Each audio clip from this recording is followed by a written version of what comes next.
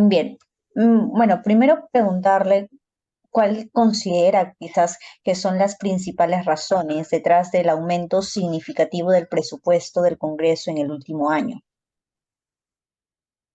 La pregunta que me haces tiene que ver con la presunción de que el aumento de dinero supone algún tipo de daño dentro de nuestro sistema público. Es decir, el Estado tendría un gasto innecesario en el aumento de dinero que se ha fijado para el proyecto de presupuesto del Congreso. No sé si es que ese aumento es el aumento que realiza el Congreso después de haber evaluado el presupuesto o si ese aumento es el que está proponiendo el Poder Ejecutivo para el Congreso. Más allá de cualquiera de los dos supuestos, porque en realidad el Congreso aprueba su presupuesto anual poco tiempo antes de noviembre de cada año. Lo regular debiera ser que el presupuesto del Congreso está aprobado el mes de agosto. No ocurre así. Se demora el Congreso en elaborar y aprobar su presupuesto. Y por eso es que el presupuesto del Congreso prácticamente queda sin modificaciones cuando se presenta el dictamen de la Comisión de Presupuesto antes del debate en el Pleno. Pero la pregunta que me haces está en relación con el aumento en la cantidad de presupuesto que recibe el Congreso.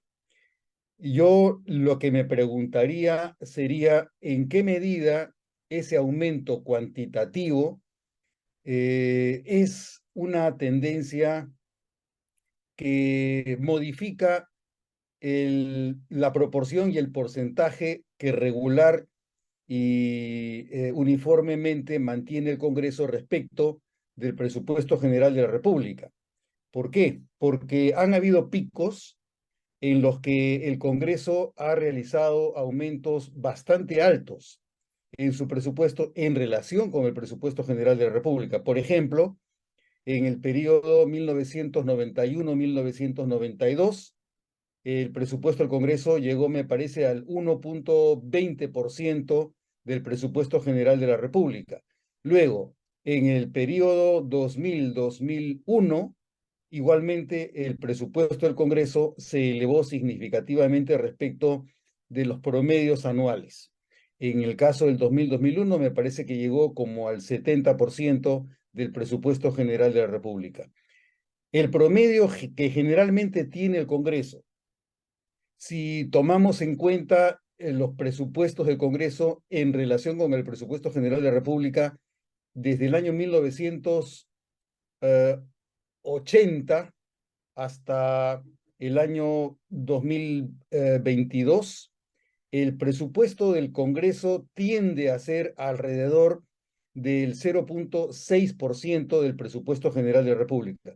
Si cambiamos el periodo y evaluamos el presupuesto del Congreso en relación con el presupuesto general de la República entre el año 1993 y el año 2022, ese porcentaje disminuye al 0,5%.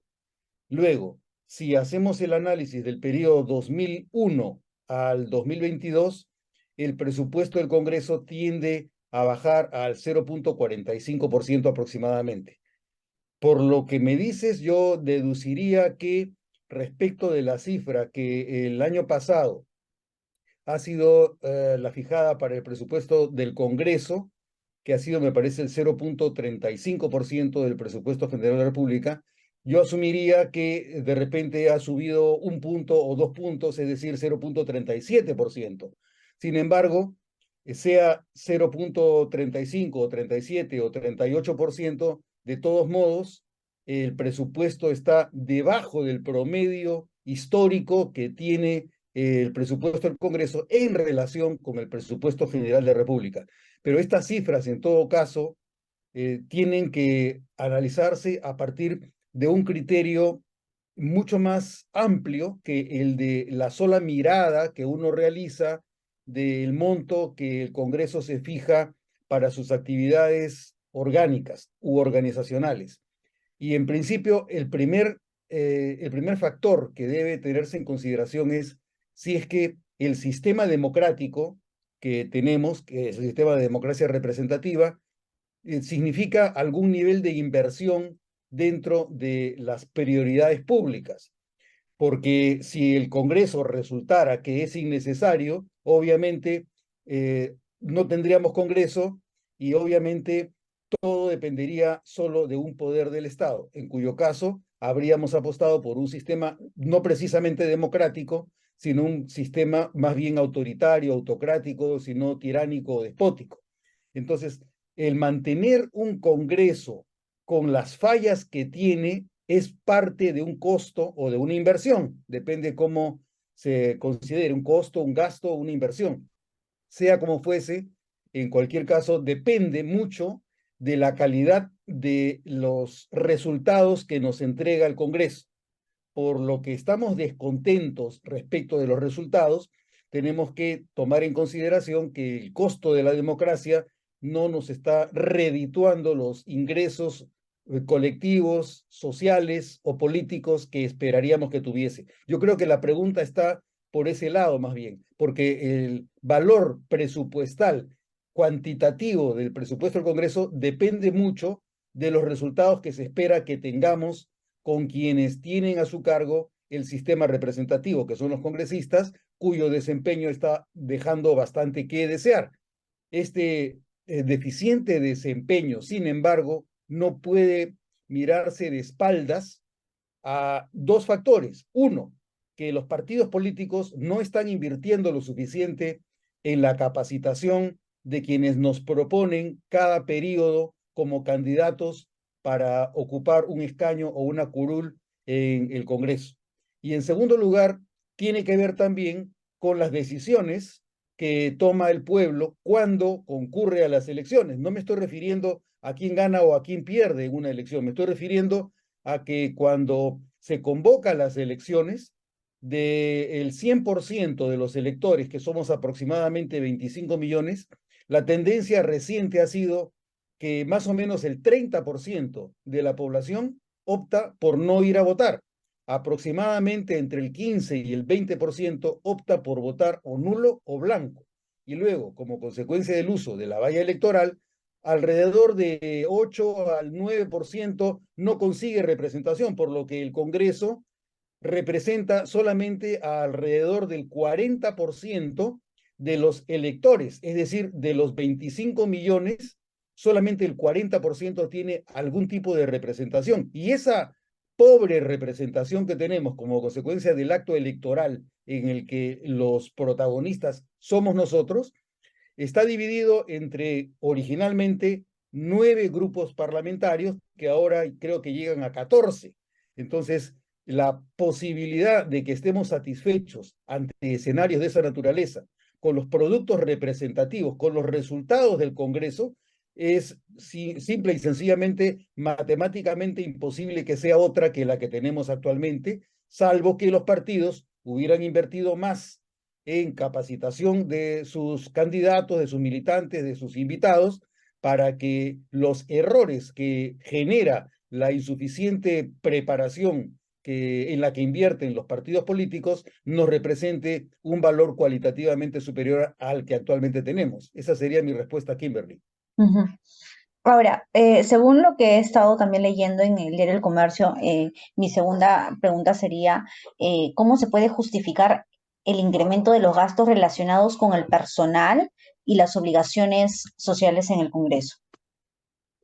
Mira, las obligaciones sociales es parte de lo que la ley manda que se deposite por concepto de seguro de salud o de pensiones, etcétera. Pero eh, el aumento relativo del porcentaje para gastos corrientes, dentro de lo cual se incluyen las remuneraciones y gastos de personal, esa sí es una pregunta delicada. ¿Por qué? Porque hasta ahora se mantiene un patrón de inversión en materia de gastos corrientes que significa que al personal de confianza, los trabajadores de confianza, se les viene reconociendo cada vez mayores beneficios y a la vez cada vez se aumenta el número de personas que están en el estatus de trabajador de confianza, por oposición a lo que debiera ocurrir respecto del servicio parlamentario, donde la lógica es la de la imparcialidad en el funcionamiento y la atención de los servicios, en vez de que se los trate como si fueran trabajadores de confianza. Entonces, si tenemos ese indicador, eso quiere decir que no parece haber voluntad de modificación de una pauta general que ha venido reclamándose, aunque no con la suficiente fuerza ni intensidad, que en vez de invertir en personal de confianza para los despachos de los congresistas, se invierta en personal de confianza para los grupos parlamentarios, de forma tal que el personal apoye al grupo y no al despacho. En todo caso, si se trata de apoyar al despacho, que ocurra como cuando en el año 1988, durante la presidencia del señor Alba Castro en la Cámara de Diputados, se reconoció a un asesor y a una secretaria por cada despacho, pero actualmente tenemos aproximadamente 6 a 8 personas que trabajan para cada despacho, las mismas que en muchos casos se desdoblan y puede ocurrir que en lugar de tener 6, se tenga 8, se tenga 9, y a la vez está ocurriendo lo que todos repudiamos, ¿no? Que es el fenómeno de que al personal se le pretende extraer parte de su dinero, de su remuneración, con fines poco nobles, como son el que se aporte a intereses pecuniarios de los congresistas.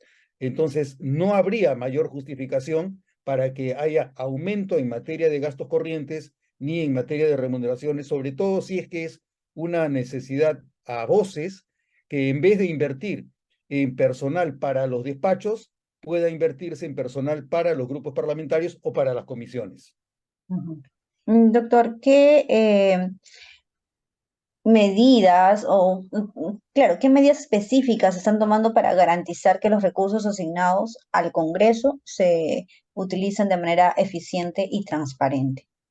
Bueno, en principio, para que exista algún manejo eficiente y transparente en materia de las inversiones que realizamos en el Congreso, lo principal es que el Congreso trabaje a partir de un plan estratégico donde existan objetivos, tareas, metas y además indicadores de cumplimiento, indicadores de eficiencia, indicadores de resultado que permitan ir midiendo a lo largo de cada quinquenio dónde nos encontramos en materia del cumplimiento de las metas, tareas, objetivos, de la visión y de la misión que señalamos que se quiere cumplir de acuerdo a un plan estratégico o depende de acuerdo a escenarios en un plan prospectivo de aquí, por ejemplo, aquí al año 2030, al año 2050.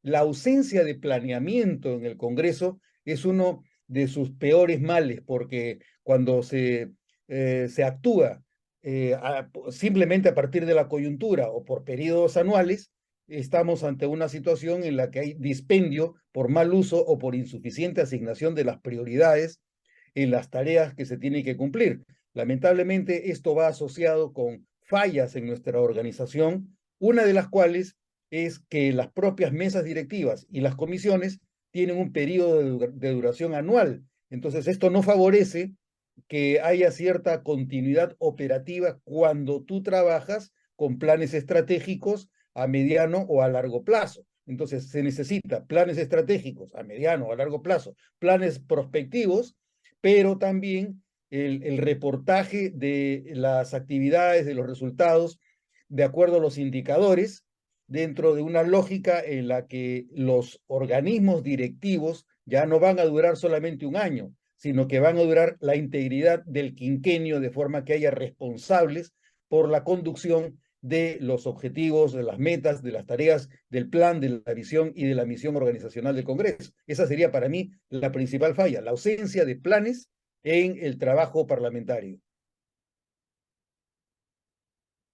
Perfecto, claro, algo que nosotros actualmente no tenemos. Doctor, ¿cuál es su opinión sobre la comparación del presupuesto del Congreso peruano con otros países de Sudamérica? Lamentablemente no te puedo dar una respuesta porque no lo conozco. Mi especialidad es el Parlamento peruano y no tengo mayor información sobre cómo está funcionando el presupuesto de los congresos en otros países. Entiendo que, por ejemplo, en Chile, el porcentaje de asignación para el Congreso es bastante más alto que el peruano, empezando porque las remuneraciones de los representantes también son bastante más altas, y las remuneraciones del personal que trabaja dentro del servicio parlamentario, tanto en la Cámara de Diputados como el Senado, es más alta. No conozco más información que la que te estoy dando en este momento. No tengo más información con la cual pueda mejorar la opinión que te doy. Ujú. Perfecto, doctor. Listo. Esas eran mis preguntas. Le agradezco mucho por su tiempo, doctor Delgado. Le voy pasando el video. Ok, muchas gracias. Listo. Que Hasta tenga luego. buena tarde. Gracias.